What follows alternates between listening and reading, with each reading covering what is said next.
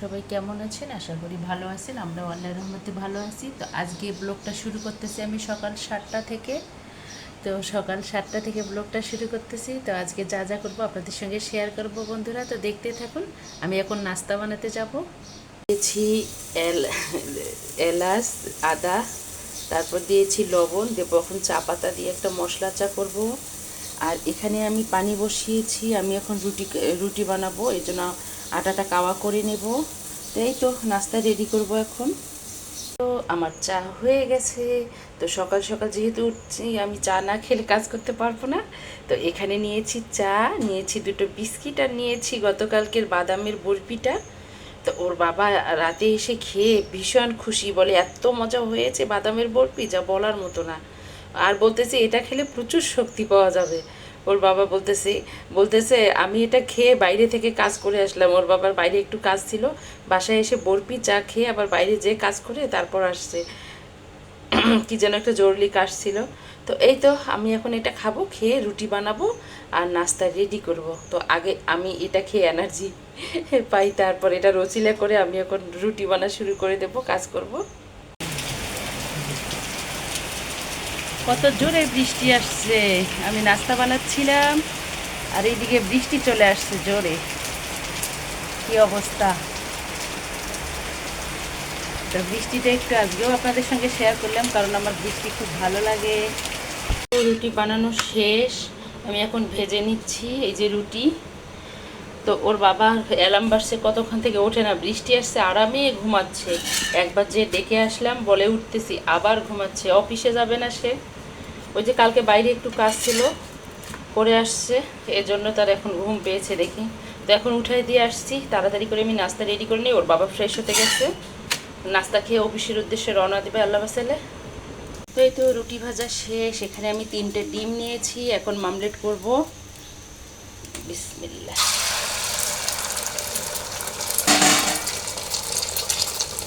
ডিমটা ভাজা হয়ে গেছে, আমি এখন নাস্তা দিয়ে দেব, দিয়ে চাটা গরম করতে বসাই দেব এখন। আজকে বেশি কিছু না, রুটি আর ডিম আমলেট খাবে আর সবজি গরম করে দেব। তো আমাদের নাস্তা রেডি হয়ে গেছে, এই যে রুটি একদম ফুলকো ফুলকো, আর এখানে ডিম আমলেট, এখানে হইল ভাজি, আর গতকালকের বরফি আর এইটুক আছে। তো এখন আমরা এটা নাস্তা করে নেব। আর আয়ান এখনও ওঠে নাই, এখন আমি আর ওর বাবা নাস্তা করব, আয়ান আর ওর না পরে নাস্তা করবে। খেয়ে খাবো চা, আবার চা খাবো আমি। তো এই তো নাস্তাটা খেয়ে আবারও আসতেছি। আয়ান উঠে গেছে, এই তো আয়ানের নাস্তা রেডি। ও ডিম পোস্ট খাবে আর রুটি খাবে, আর কিছু খাবে না বলতেছে। আর এখানে হলো চা রেডি। তো আমি আয়ানকে খাইয়ে দিয়ে তারপর চাটা খাবো। তোমার চা নিয়ে যাও। হয়ে অফিসে চলে গেল, আর আয়ানকে নাস্তা খাওয়ানো শেষ। এখন আমরা দুই মা ছেলে চা খাবো। তো বৃষ্টির দিন মশলা চা খেতে দারুণ লাগে। চাটা খেয়ে তারপর বাকি কাজ শুরু করে দেব। চা খেয়ে আয়ান আর আমি একটু বসে টিভি দেখলাম, টিভি দেখা শেষ। এখন হঠাৎ আয়ানের মনে পড়লো ও খাবে খিচুড়ি। তো খিচুড়ি রান্না করতে বলতেছে, দেখি একটু ওর জন্য অল্প করে খিচুড়ি বসাই দেবো। তাছাড়া আজকে আমার অনেক কাজ আছে, কাজগুলো করতে হবে। এর জন্য চাল ডাল মিলে তাড়াতাড়ি করে একটু খিচুড়ি রান্না করে দেবো। আর গতকালকের মুরগির মাংস আছে অনেক, তো ওটা দিয়ে হয়ে যাবে আজকে দুপুরে আমাদের খাবার। তো এখন আমি খিচুড়িটা বসাবো। হঠাৎ করে বলতেছে, মাম্মা বৃষ্টির দিন আমাকে একটু খিচুড়ি রান্না করে দাও, খাই। তো আল্লাহর রহমতে খিচুড়িটা খুব সুন্দর খায় মাশাল্লাহ। এই তো আমি এখানে পোলার চাল নিয়েছি, আর ডাল মসুরের ডাল নিয়েছি, মুগের ডালটা নেই। আর এখানে আমি সবজি কেটে নিয়েছি, তো মরিচ পেঁয়াজ একদম সব কেটে নিয়েছি। আমি চাল ডালটা একটু ভেজে খিচুড়িটা বসিয়ে দেব। তো ছোট তো, ও খেলেই হলো।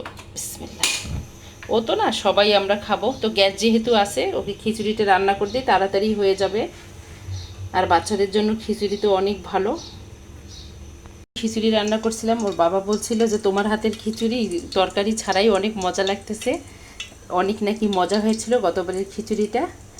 আর অনেক দিন পর ওর বাবা আর আমি আজকে একসঙ্গে বসে গল্প করতে করতে সকালের ব্রেকফাস্টটা করে নিলাম।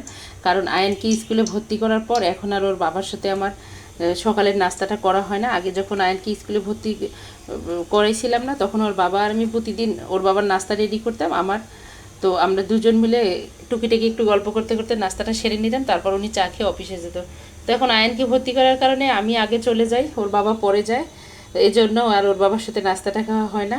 আজকে খেলাম অনেক দিন পর দুজনে একটু গল্প করতে করতে। আর ওর বাবা আজকে বের হয়েছে 9:30টায় বের হয়েছে, বৃষ্টি আসছিল দেরিতে গেছে।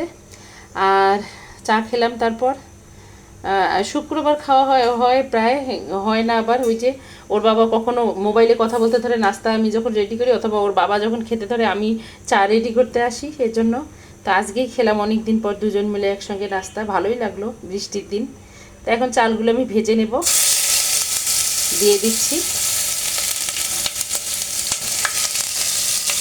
তো এই তো খিচুড়িটা বসিয়ে দিলাম। খিচুড়িটা এদিকে হতে হতে আমি ঘরগুলো ঝাড় দেবো, কারণ আজকে খালা আসে নাই। তো খিচুড়ি হয়ে গেছে, খিচুড়িটা এখন নামিয়ে নিয়ে আমি মাংসটা গরম করে নেব।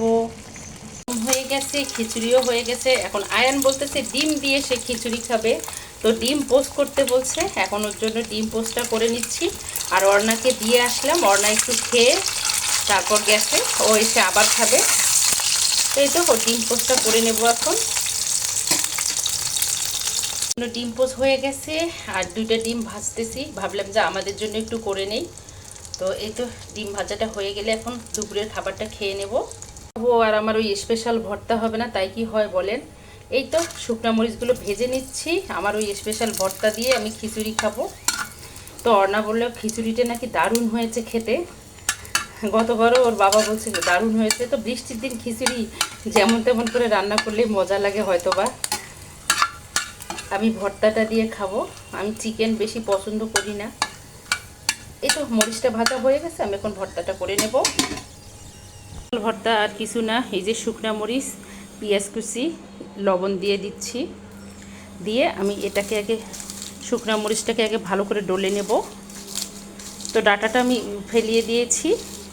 ডাঁটা সহ না ভাজলে শুকনো মরিচটা নরম হয়, আর ডাঁটাটা সহ ভাজলে শুকনো মরিচটা একদম খুব সুন্দর থাকে আর কচকচে থাকে ঠান্ডা হওয়ার পর। তো এটা দিয়ে খিচুড়ি খেতে না দারুণ লাগে। এর আগেও আমি শেয়ার করেছি, আমার এটা খুব প্রিয়, এজন্য শেয়ার করি বারবার। সরিষার তেল দিয়ে দিলাম। তো আজকে অল্প করেছি, কারণ ওর বাবা তো লাঞ্চ করবে অফিসে, আমরাই শুধু খাবো, বিশেষ করে আমি খাবো, এজন্য আজকে অল্প একটু করেছি। তো এই তো ভর্তাটা মাখা শেষ, এখন আমরা খাবো। এই তো আমাদের দুপুরের খাবার রেডি হয়ে গেছে। এই তো আজকের খিচুড়িটা না গলা করিনি, কারণ ঝরঝরে করেছি। এই যে খিচুড়ি এখানে, আর এখানে এই যে চিকেন গতকালকের 7 পিস ছিল, সেটা চিকেনটা কিন্তু দারুণ হয়েছে, ওর বাবা বললো খেয়ে কালকে। আর এখানে এই যে আমার মজাদার ভর্তাটা, এই ভর্তাটা খাবো আমি খিচুড়ি দিয়ে।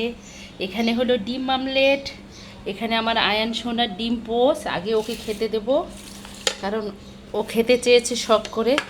আর আমার বাচ্চারা আমার কাছে কিন্তু কিছু খেতে চাইলে আমার খুব ভালো লাগে, আমার খুব আনন্দ হয়, কারণ ঘরের তৈরি খাবার খেতে চায়, বাহিরের খাবার খেতে চায় না।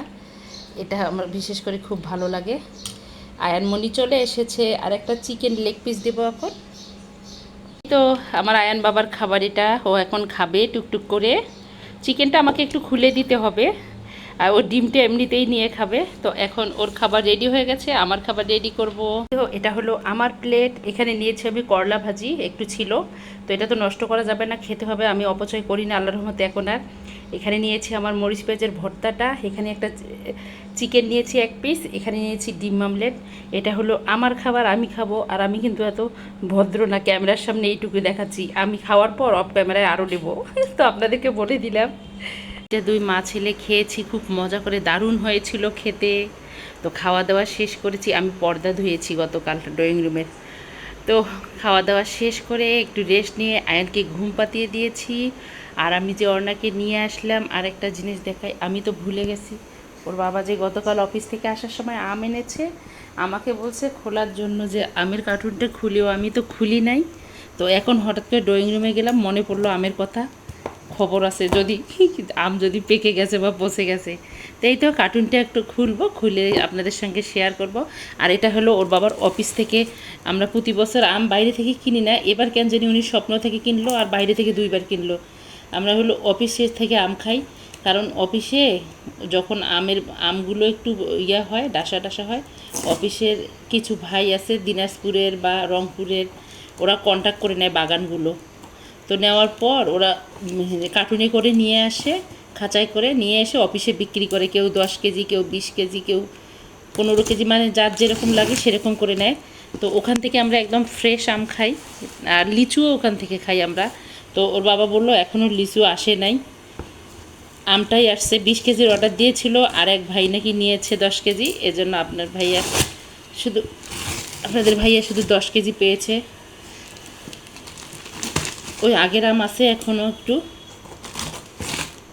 আমি খুলতে পারি না এভাবে। তো দেখি আপনাদের সামনেই খুলি। আয়ান বুড়ো ঘুমাচ্ছে, দেখলে খুশি হইতো। এটা কি রংপুরের হাড়িভাঙ্গা আম? সেটাই তো মনে হচ্ছে রংপুরের। এটা কি হাড়িভাঙ্গা আম? হ্যাঁ, মনে হচ্ছে হাড়িভাঙ্গা আম। হাড়িভাঙ্গা আমি না, পাকে নাই। ওর বাবা বলতেছে পেকে গেছে। কোথায় পাকছে? ও আচ্ছা, 1-2টো পেকেছে। এই যে এটা একটু পাকা। তো এখানে 10 কেজি, ও এটাও পেকে গেছে। তো হাড়িভাঙ্গা আম আবার ওই যে বেশি পাকার অপেক্ষায় থাকতে হয় না, আমি দেখেছি। কারণ একটু পাকলেই খেতে হয়, নইলে ভেতরটা একটু কালো কালো দেখায়। এ পেকেছে বেশ কয়েকটা, এটাও পেকেছে। অরিজিনাল আমের ঘ্রাণ অন্যরকম লাগে না নাকের মধ্যে। তো এই তো আমগুলো এখন যেগুলো পেকেছে ওগুলো ঝুড়িতে আলাদা করব, যেগুলো পাখিনি কার্টুনে করে আবার রেখে দেবো। তো বুড়া দেখলে খুব খুশি হইতো, কিন্তু বুড়া ঘুমাচ্ছে। তো এই তো আমগুলো এখন রেখে দেই, দিয়ে আবারও আসতেছি। গুছিয়ে নিলাম, যেগুলো পাকা আলাদা করে রাখলাম, আর যেগুলো কাঁচা সেগুলো কার্টুনে রাখলাম। আর এই যে গতবারের আরও আছে 5টা এখানে, এগুলো কাঁচা, এগুলো এখানেই থাক। তো এই তো খাবো এখন আম। আর এটা হলো হাড়িভাঙ্গা আম, আমার দেশের আম। তো আমি শুধু একটা কথা চিন্তা করি কি জানেন, যারা বিদেশে থাকে, যে আপুরা ভাইয়ারা, তারা কীরকম করে থাকে, তাদের বুকের মধ্যে অনেক কষ্ট হয়, তাই না? আমি এই যে এখানে আছি, এইটুক আর এইটুক, তাতে মনে হয় কি বুকের মধ্যে শূন্যতা। মরুভূমিতে যেমন পানি ছাড়া ছটপট করে, সেরকম একটা কষ্ট অনুভব করি। তো যেসব আপু ভাইয়ারা আছে তাদের আরও অনেক কষ্ট হয় পরিবারের জন্য, দেশের জন্য। এই যে আমটা দেখলাম না, আমটা দেখে একটা আলাদা অনুভূতি হচ্ছে, কারণ এটা রংপুরের আম, আমার দেশের আম। তো খাই আর না খাই, কিন্তু দেখে অন্যরকম একটা হচ্ছে, মানে অনুভব হচ্ছে মনের মধ্যে। তো এই তো আমি আমটা এক পিস খেয়ে দেখলাম, এটা হাড়িভাঙ্গা আম রংপুরের। আর এখানে কাঁচা আম এই যে নিয়েছি আমি ভর্তা করে, কারণ এটা আয়ান খাবে আর অর্ণা খাবে এখন। আর আমি খাবো কাঁচা আম ভর্তাটা, আমি পাকাটা খাবো না। আর একটা কথা, যেসব আপুদের ওজন অনেক, তারা কিন্তু সাবধানে আম খাবেন, কারণ পাকা আম খেলে ওজন বেড়ে যায় সম্ভবত, আমার জানা মতে। তো আমি অন্যদেরকে বলতেছি, আমি নিজেই খাই, তবে পাকাটা খাই না। এই যে কাঁচাটা ছালাদ করে খাই, কাঁচা না, একটু পেকে গেছে হালকা। তো ভিডিওটা আজকে আমি বিকেল পর্যন্ত নেব না, নাস্তা পর্যন্ত, কারণ ঈদের সময় প্রচুর কাজ করব। তো আজকে এখানেই বিদায় নেব। তো দেখতে দেখতে যদি আমার ভিডিওটা কোনো বন্ধুর ভালো লাগে থাকে, প্লিজ আমার চ্যানেলটাকে সাবস্ক্রাইব করবেন, অর্ণাস মমের সঙ্গে থাকবেন। আর যে সকল বন্ধু আমাকে সাপোর্ট করেছেন তাদেরকে অনেক অনেক ধন্যবাদ। আর যারা আমার বন্ধু হয়েছেন বা হয়ে চলে গেছেন, তাদের জন্যও শুভকামনা রইল।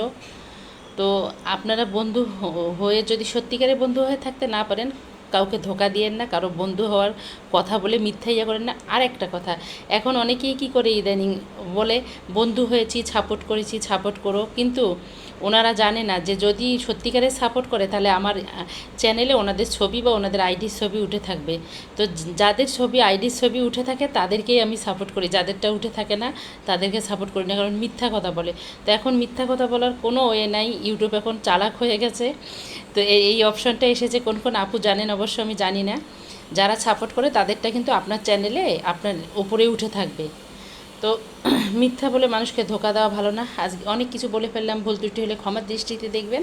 আজকে এ পর্যন্ত। আল্লাহ হাফেজ, আসসালামু আলাইকুম।